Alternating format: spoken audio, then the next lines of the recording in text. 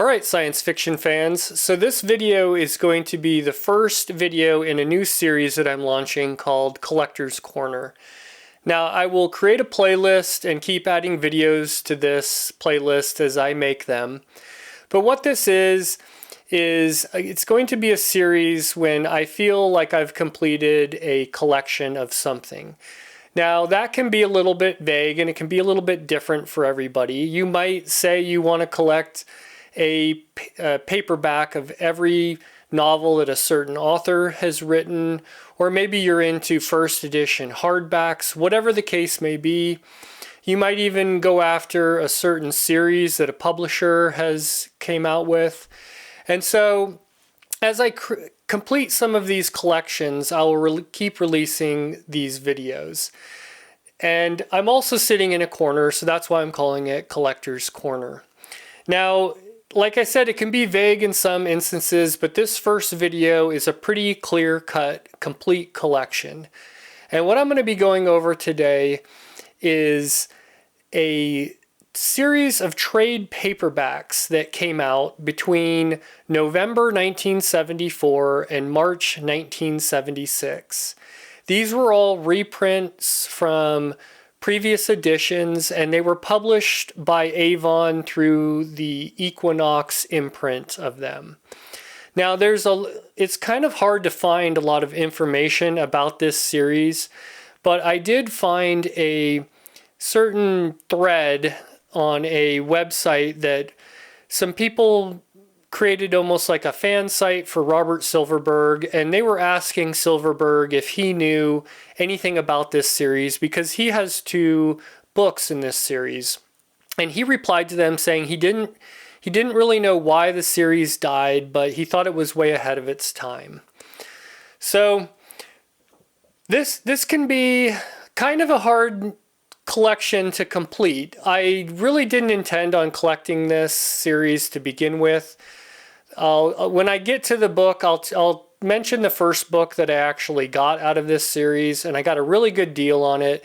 It was a hard-to-find book, and then I found another hard-to-find book, and then I found someone selling like 14 of them for $5 each, and so then I was really close to completing the collection. Now, there is a book in here that is very hard to find, and it's very expensive, and it's probably not the book that you think it is. So when we get to that book, you'll probably be surprised on what the hardest and most expensive book is to find in this collection. So what I'm going to do is go through these one at a time, show you the front and back, maybe briefly talk about if I've read them or if I plan on reading them in the future. So the first book in the series is Strange Relations by Philip Jose Farmer. And all of the books have this same kind of livery, and the colors change. The artwork, of course, is unique for each book, and most of them have the number on the back. Like here we have number 1. There is a couple instances where they put the number on the front, but most of them have this same kind of art style and everything. And you know, this is a book, I'm not in a big hurry to read this book, but at some point I probably will. Okay, number 2 in the series is The Syndic by C.M. Kornbluth. Now, this is a book that I do want to read at some point. I haven't read much from Kornbluth. He did a lot of collaborations with Frederick Pohl, but this is I believe this is completely written by him. And that's one that I would like to read maybe sooner than later. Okay, number 3 in the series is The Reproductive System by John D. Sladek. I don't know exactly how to pronounce that. Here we've gone to Red, and this is number 3, like it's stated there on the back. And feel free to pause on any of the backs if you want to read what these are about, but to kind of save time, I'm going to skip past that. This was also formerly titled Mechasm. It states there, Mechasm. And this is, I've never read anything from Sladek, and I probably will read that at some point, but I'm not in a big hurry. Okay, number 4 in the series is Rogue Moon by Algis Budrys. Now, I'm doing this series called The Masterpieces of Science Fiction, where I'm reading through 140 books that Easton Press put together. And this book is on the list, and I've wanted to read it anyways, but I will definitely be reading it because it's part of this list. Now, the only thing about this book, most of these books that I have are in pretty good condition, but you can see the spine has a little fading or off coloring there. Okay, number 5 in the series is The Man in the Maze by Robert Silverberg. This is a book that I definitely want to read at some point, but I have not read this one. There's kind of a timeline of Robert Silverberg's writing where I'd kind of like to read everything he wrote during a certain time frame, and that book falls in that timeline. Okay, next up is The Iron Dream by Norman Spinrad. This book can be a little bit difficult to find. It can be a little bit expensive. I found this copy for a really good deal. It has, a little bit of dirt and grime on it, but overall it's in pretty good shape. I have read this one. I wasn't a huge fan of it, but anything by Spinrad is going to be kind of different. So next up, Inside Outside by Philip Jose Farmer. This is the second book from Farmer in the series, and number 7 on the list. This is another one I'm not in a big hurry to read, but at some point I probably will.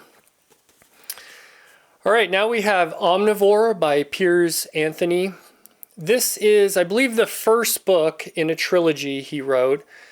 I have all of the standard paperbacks, the mass market paperbacks of this series, but this was, issued in this Rediscovery, maybe trying to get people to get into Piers Anthony and maybe spark their interest in that trilogy. Once again, I'm not in a huge hurry to start that one, but at some point I might. Okay, now we have The Great Explosion by Eric Frank Russell. This is number 9 in the series. I've read some short stories by Eric Frank Russell. I definitely want to read Wasp, and this is one that I definitely want to read at some point, but I'm not in a big hurry to start that one. Okay, The Winds of Time by Chad Oliver. This is the 10th book in the series, and I've heard some people talking about Chad Oliver recently all over BookTube, and I think even this book has been mentioned, and it sounds very interesting, and I would like to read that one, maybe sooner than later. I haven't read anything from Chad Oliver, so let me know if that's a good place to start. Okay, number 11 is No Blade of Grass by John Christopher. And this is a book I want to read sooner than later. This has an alternate title. I think it's called The Death of Grass. And I know Richard over at Vintage SF read this, and the way he describes it, I really want to read that. So that's kind of one of the priority books that are in this series that I want to read. Okay, now we have A Mirror for Observers by Edgar Pangborn. This is number 12 in the series. And I want to read Davy by Edgar Pangborn. That's probably going to be the first book of his that I read. I don't think this is part of that series. I think this is a standalone, but I may be wrong. There is another one by Pangborn coming up, so just hold tight. Okay, then we have Bill, the Galactic Hero by Harry Harrison. This is number 13 in the series. I'm not positive I will really enjoy much of Harry Harrison's writing. Maybe I will. Let me know if this is a good place to start. I'm not in a big hurry to get to this one, but at some point I definitely want to try out his writing. Okay, we're halfway through pretty much. Next up we have Ultimate World by Hugo Gernsback. And this is number 14 in the series. Hugo Gernsback was very influential in the Golden Age and even I think before that.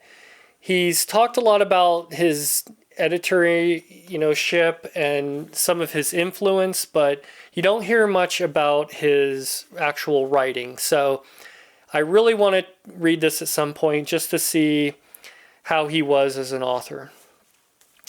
Then we have The City Under the Sea by Kenneth Bulmer. This is number 15 in the series. And I have not read anything by Bulmer. So once again, let me know if this is a good place to start with him. And we have The Spaceborne by E.C. Tubb. Once again, an author I've never read anything from. And let me know if this would be a good place to start with him as well. And this is number 16 in the series. Okay, then we have The Humanoids by Jack Williamson. This book is on the list of the masterpieces of science fiction, so I will definitely be reading this soon. And I have a regular mass market paperback of this one, and so now I also have a trade paperback of it. And then we have The Judgment of Eve by Edgar Pangborn.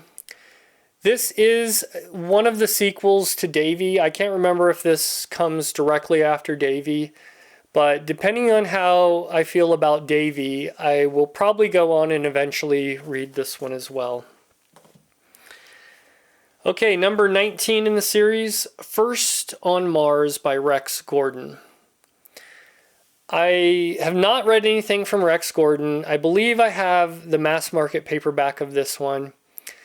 But let me know if you've read this, if this is a good place to start with Rex Gordon. Okay, number 20 is Needle by Hal Clement.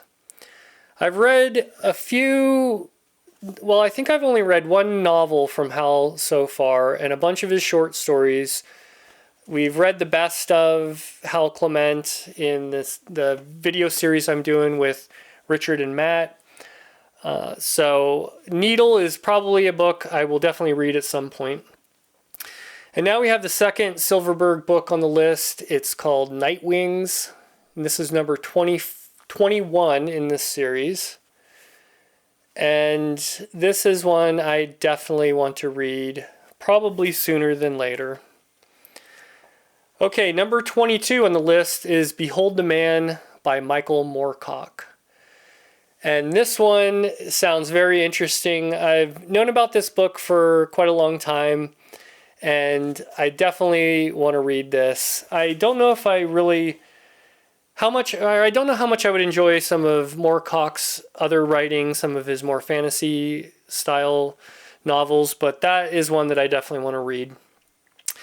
And next up, we have Bring the Jubilee by Ward Moore.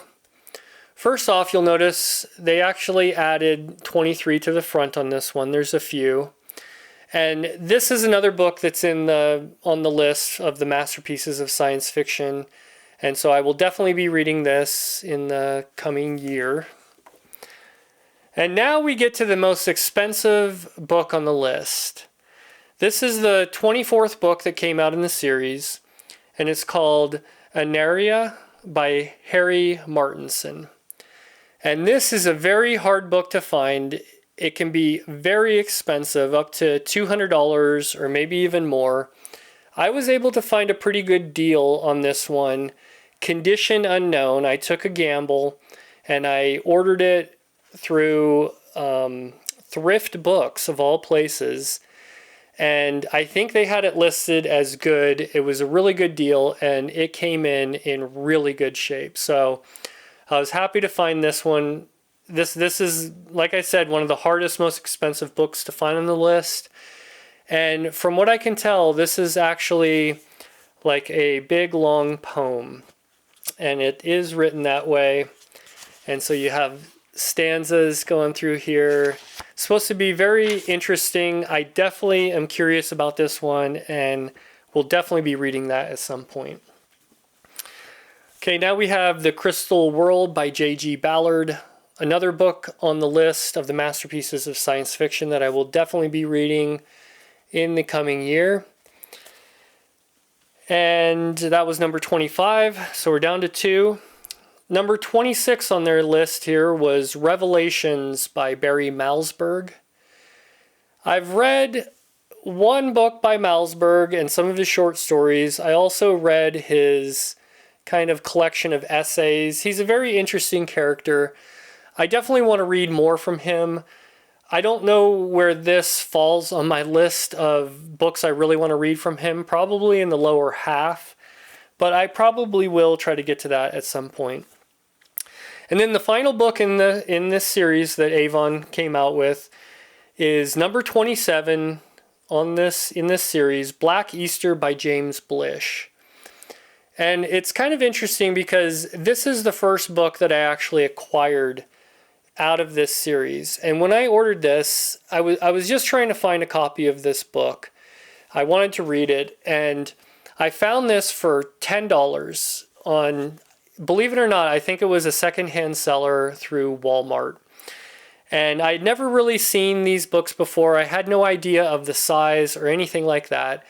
And I ordered it, and I got this book thinking, what is this? I thought I was getting just like a regular mass market paperback.